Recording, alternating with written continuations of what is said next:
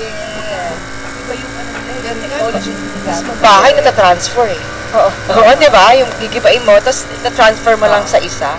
Oo, actually. Ayan, 7:40 na po ng umaga. Ayun, ay mag-break muna tayo at sa ating pagbabalik. Dani? Ayan, syempre tatakuan na natin ng mga video na kinagiliwan ng ating netizens. Pampagood vibe this Monday morning. Lahat yan sa pagbabalik ng Bawat Gising May Blessing!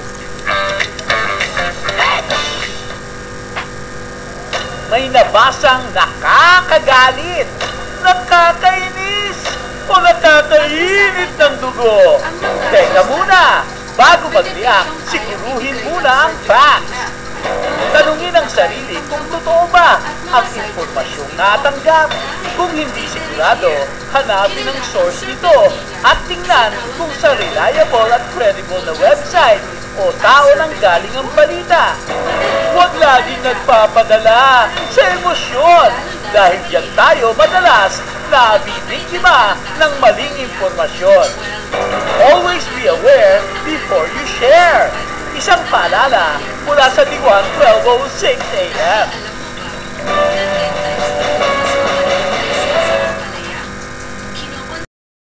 Nakakaasa naman po kayo sa budget na ito.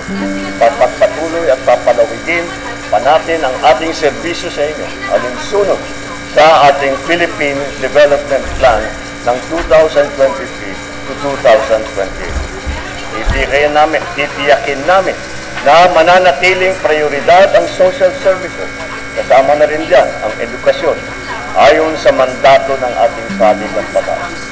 Pati na rin ang kalusugan.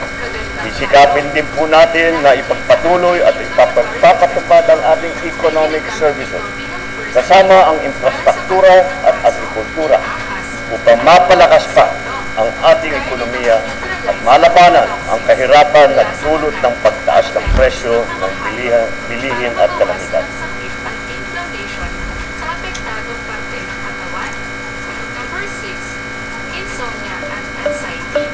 Agree ka ba? Agree ako.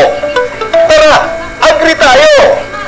Sama-sama nating tuklasin ang mga usaping pang-agrikultura.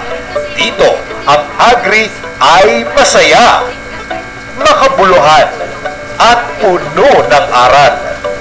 Maging handa sa mga balitang napapanahon, proyekto at programa tungkol sa agrikultura. Sama-sama tayong magtanim ng kaalaman.